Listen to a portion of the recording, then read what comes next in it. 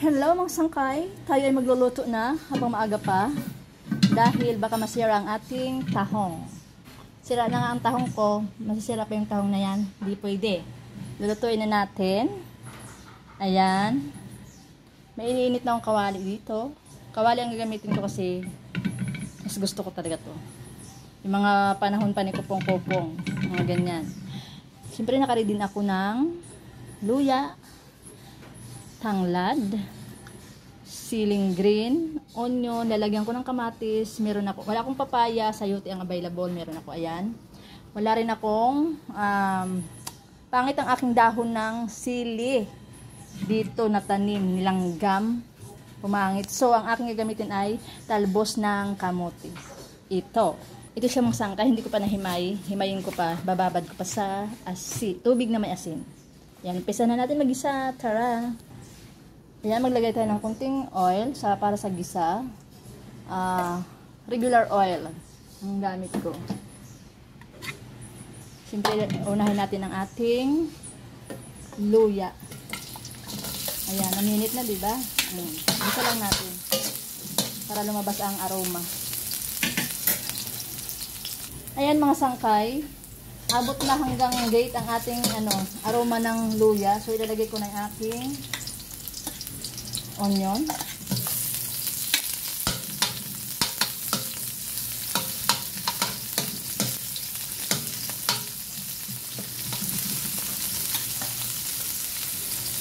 Lagay ko na rin yung tanglad.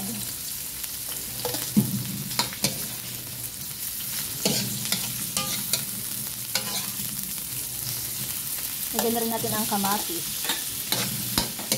Isa lang natin. Takpan ko siya para mag-isa siya maigi. Ngayon mga sangkay, check natin. Ganito tayo ng pot holder. Haluin natin. Unahin ko na tong sayote kasi mas tigas ko. Yung tahong kasi madali lang maluto. Isa ko na. Iba-iba ng style. Gisa ko lang saglit ang sayote. Sabay ko na yung sili. Mamaya na yung tahong.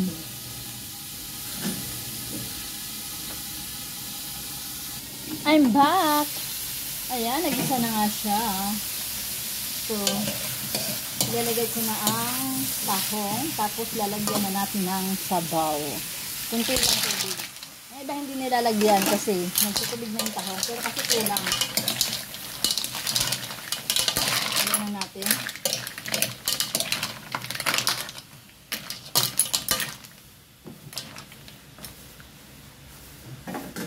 Nilagay ako ng paminta. Nilagay ako ng pamintang buo.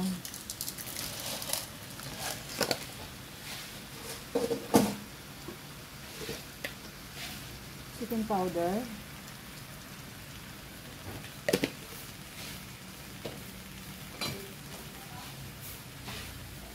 Kunting patis.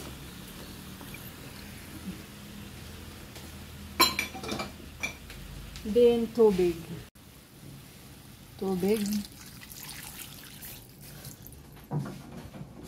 Takpan natin.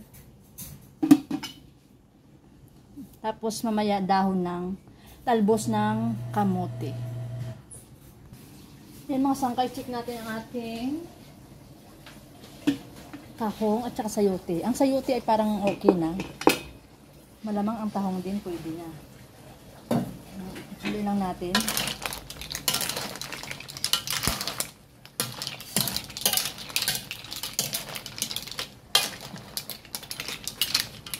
Tikman natin mga sangkay.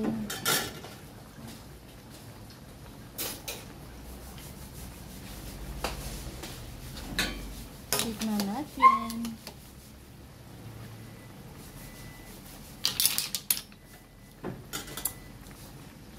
Okay na.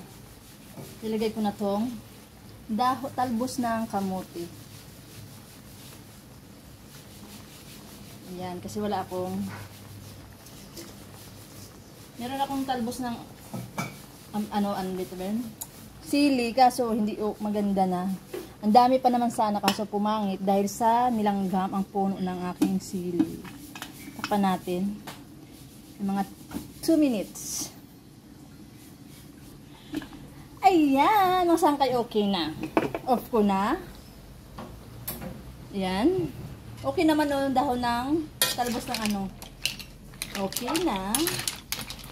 So, pwede na kumain kasi may sinaing na rin ako. Pero syempre, may tahong, may pritong isdang partner yan. Ayan mga sangkay. Done. Done ang tahong ni Merna. Ayan, done. Thank you for watching.